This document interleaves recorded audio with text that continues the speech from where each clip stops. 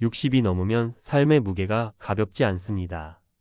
평생 일만 하다 보니 정작 나라는 사람은 어디 있는지도 모르겠고 지금까지 쌓아온 관계, 돈, 건강 모두가 조금씩 흔들리는 시점이 바로 이 나이입니다. 그런데 더 안타까운 건 우리가 괴로운 이유가 꼭 가난 때문만은 아니라는 겁니다. 오히려 잘못된 태도, 오래된 사고방식, 불필요한 자존심 때문에 스스로를 올가매는 경우가 더 많죠. 그래서 오늘은 말씀드리고 싶습니다. 60부터는 이렇게 살아야 합니다. 지금 당장 버려야 할 후회만 남기는 7가지 태도. 그걸 내려놓아야 비로소 인생이 편안해집니다. 첫 번째, 남 눈치 보기는 이제 그만해야 합니다. 60대 이상이 되면 남이 나를 어떻게 보는지보다 내가 나를 어떻게 대하느냐가 훨씬 더 중요해집니다. 그런데 아직도 많은 분들이 이 나이에 이걸 하면 남들이 뭐라고 할까? 이 옷 입으면 촌스럽지 않을까? 같은 생각에 사로잡혀 삽니다. 실제로 63세의 한 남성은 퇴직 후 유튜브 채널을 시작하려고 했지만 지인들의 눈치와 비웃음이 무서워 1년 넘게 아무것도 못하고 시간을 보냈습니다. 결국 건강도 잃고 자존감도 무너졌다고 털어놓았죠. 하지만 용기를 내어 시작한 뒤 그는 이렇게 말했습니다. 내 인생인데 왜 남들이 정하죠? 지금이라도 늦지 않았습니다. 남이 뭐라고 해도 내가 즐거우면 그게 정답입니다. 두 번째, 과거에 집착하는 태도를 과감히 버려야 합니다. 내가 예전엔 말이야 라는 말을 반복하며 과거의 영광에 매달리는 분들 많으시죠? 물론 추억은 소중하지만 거기에만 머무르면 현재를 잃게 됩니다. 60대 초반의 한 여성은 대기업에서 30년 넘게 일하며 간부로 퇴직했습니다. 그런데 퇴직 후 계속 과거 직책을 언급하며 사람들과 소통하지 못하고 점점 고립되었죠. 반면 비슷한 시기 퇴직한 또 다른 분은 지금부터는 매일 아침이 새 출발이라며 동네 자원봉사부터 배우기 시작했습니다. 결국 그분은 마을 사람들과 친해지고 강의 요청까지 받는 삶을 살고 있습니다. 과거는 추억이고 현재는 기회입니다. 세 번째, 비교하는 마음을 버려야 행복해집니다. 누구나 나보다 더 잘 사는 사람을 보면 흔들립니다. 친구가 더 좋은 아파트에 살고 연금도 많이 받는 걸 보면 속상하죠. 하지만 비교는 끝이 없고 결국 나를 깎아먹는 독이 됩니다. 실제로 한 66세 부부는 우리는 지방 아파트에서 조용히 사는데 친구는 해외여행을 다닌다며 우울증을 호소했습니다. 그런데 놀라운 건 그 친구는 빚까지 내서 호화 생활을 유지하고 있었다는 사실이었죠. 우리는 자꾸 겉만 보며 비교하지만 진짜 중요한 건 내가 지금 얼마나 평온하게 살고 있는지입니다. 비교 대신 감사에 집중해 보세요. 마음이 편안해집니다. 네 번째는 체면 유지입니다. 이 나이쯤 되면 은근히 체면을 챙기게 됩니다. 자녀 앞에서, 친구들 앞에서 나는 여전히 괜찮아 보이고 싶죠. 하지만 무리해서 좋은 옷 입고 비싼 식당 가고 억지로 외모 관리하다가 마음과 통장이 동시에 고갈됩니다. 실제로 61세 여성은 주름이 늘어서 미용 시술을 계속 받고 사교 모임에서 비싼 옷 입으려다 생활비가 모자랐다며 고백했습니다. 그 결과는 건강 악화와 경제적 불안정. 이제는 체면보다 실속입니다. 편한 옷, 건강한 얼굴, 진짜 나의 모습으로 사는 게 가장 당당한 삶입니다. 다섯 번째는 자기 자신을 뒷전으로 미루는 습관입니다. 가족 챙기느라, 자식 뒷바라지 하느라 평생을 살았는데 정작 내 인생은 어디 있었는지 모르겠다는 말 참 많이 듣습니다. 하지만 이제부터라도 자기 자신을 중심에 놓아야 합니다. 한 62세 남성은 퇴직 후에도 딸의 육아, 도우미, 아내의 운전기사, 가족들의 심부름꾼이 되었습니다. 결국 그는 병원에서 심각한 스트레스성 질환을 진단받고서야 비로소 이제는 나를 좀 챙겨야겠다고 결심했습니다. 하루 30분 산책, 좋아하던 낚시, 소소한 취미 하나만으로도 삶의 균형은 바뀝니다. 내 삶을 사랑하는 게 가족을 진짜 사랑하는 길이기도 합니다. 여섯 번째는 새로운 것을 두려워하는 마음입니다. 나이가 들수록 변화가 두렵습니다. 새로운 기술, 새로운 사람, 새로운 도전은 피하고 싶죠. 하지만 오히려 이 시기에 새로운 자극이 뇌 건강과 삶의 활력을 지켜줍니다. 예를 들어 한 65세 여성은 처음으로 스마트폰을 배우며 유튜브 채널을 만들었습니다. 영상 편집도 하나도 몰랐지만 매일 조금씩 배워가며 지금은 1만 명 구독자를 가진 인기 시니어 유튜버가 되었죠.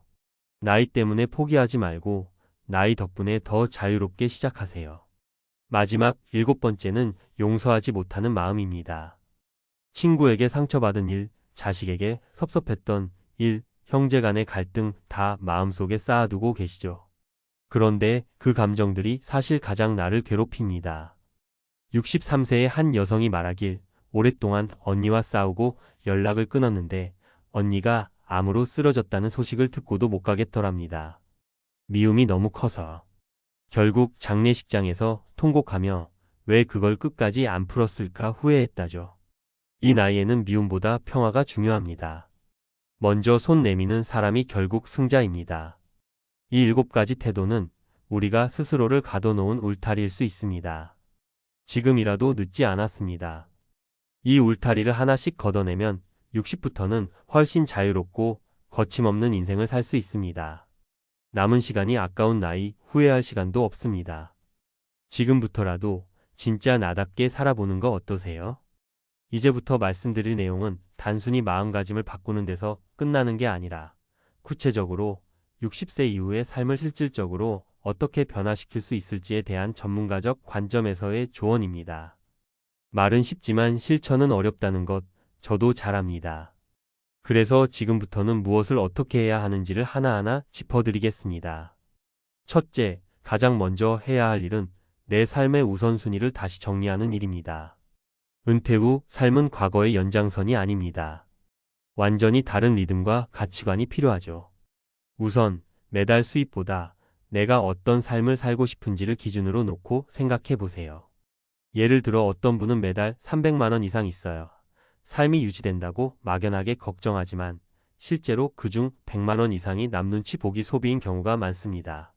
먼저 나에게 진짜 필요한 지출, 그리고 나를 위한 시간과 에너지를 중심에 놓고 계획표를 짜야 합니다. 종이 하나 꺼내놓고 내가 지금 가장 행복한 순간은 언제인가? 를 써보는 것만으로도 시작할 수 있습니다. 둘째, 관계를 정리하고 재정비하는 시간표를 만들어야 합니다.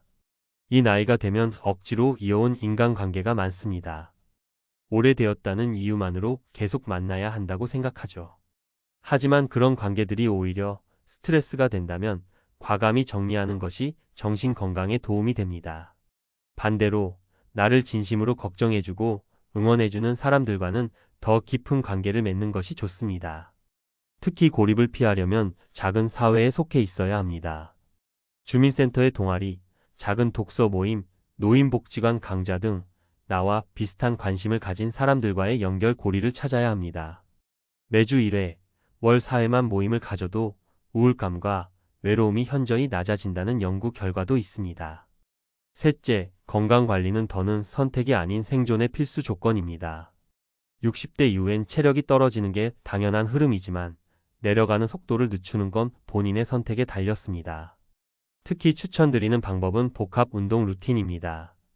하루에 30분, 요일별로 스트레칭 마이너스 유산소 마이너스 근력 운동을 나눠서 하세요. 예를 들어 월요일은 맨손 체조, 화요일은 30분 걷기, 수요일은 스쿼트 10회 3세트 이런 식으로요. 꾸준한 활동은 근감소증 예방뿐 아니라 치매 예방에도 효과적입니다. 하버드 의과대학 연구에 따르면 주 150분의 중등도 운동이 인지기능 저하를 30% 줄여준다고 합니다. 넷째, 새로운 역할을 설계하는 것이 심리적 안정의 핵심입니다. 은퇴 후 많은 분들이 이제 나는 쓸모없는 사람이라는 생각에 빠지곤 합니다. 이건 위험합니다. 사람은 내가 필요한 존재라고 느낄 때 삶의 의미를 발견하게 됩니다. 꼭 돈을 벌지 않아도 좋습니다. 예를 들어 한 68세 남성은 동네 초등학교에 책 읽어주는 할아버지로 봉사활동을 시작했는데 이후 삶이 완전히 달라졌습니다. 아이들이 나를 기다린다는 생각만으로 아침이 기다려졌다는 말 진심이었습니다. 자신만의 사회적 역할을 만들어내는 것은 곧 삶의 축을 세우는 일이 됩니다. 다섯째, 디지털 활용 능력을 키우는 것은 이제 선택이 아니라 필수입니다. 이제는 공공기관도 병원도 금융도 전부 스마트폰 하나로 해결하는 시대입니다. 나는 아날로그 사람이야 라고 버티다가는 정보에서 고립되고 결국 사기나 불편을 겪게 됩니다. 스마트폰 기본 기능, 검색, 은행 앱 사용법, 유튜브 활용까지 반드시 연습해 두세요. 실제로 60대 이상 고령자의 디지털 리터러시 수준이 높을수록 삶의 만족도와 자존감이 높다는 연구 결과도 있습니다. 유튜브엔 기초 강의도 많고 요즘은 동네 주민센터나 도서관에서도 디지털 교육을 무료로 제공합니다. 주저하지 말고 배워야 합니다. 여섯째, 재정 관리는 단순하고 예측 가능한 구조로 바꿔야 합니다. 은퇴 후 재정은 복잡할 필요가 없습니다. 오히려 단순해야 스트레스를 줄이고 계획적인 소비가 가능합니다. 수입의 연금, 소액 임대 수입이 얼마인지, 지출 고정 지출, 식비, 여가비 등이 얼마인지 딱 떨어지게 구분하고 비상금 계좌를 따로 만들어 두세요. 그리고 건강보험료, 경조사비, 명절비용, 갑작스러운 의료비처럼 매년 반복되거나 불시에 나갈 돈을 미리 따로 적립해두면 감정적인 소비에 흔들리지 않고 안정감을 유지할 수 있습니다. 고정지출은 자동이체, 여유자금은 CMA나 예금으로 분리하는 것도 좋은 방법입니다. 일곱째, 오늘이라는 시간의 가치를 다시 배워야 합니다. 너무 멀리 있는 미래, 혹은 이미 지나가버린 과거에 묶여 살면 지금의 삶을 놓치게 됩니다. 매일 아침 일어나면 하루 일정을 간단하게 정리해 보세요. 오늘은 도서관 가기, 운동 30분, 좋아하는 반찬 만들기 같은 소소한 계획이라도 삶에 리듬을 줍니다. 특히 60세 이후에는 뇌를 단순히 쉬게 하기보다 기억하고 생각하게 하는 습관을 유지하는 것이 치매 예방에 매우 중요합니다. 일기 쓰기, 책 한 페이지 필사, 소리 내어 신문 읽기 같은 활동은 가장 효과적인 두뇌 훈련입니다. 이제 인생의 후반전을 맞이한 지금 가장 중요한 건 내 삶의 주도권을 되찾는 겁니다. 누구도 내 인생을 대신 살아주지 않으니까요. 눈치 보지 말고 비교하지 말고 나답게 살아보세요. 그리고 그 첫 걸음은 오늘 이 순간 마음을 새로 세우는 것부터 시작됩니다. 인생은 지금부터가 진짜입니다.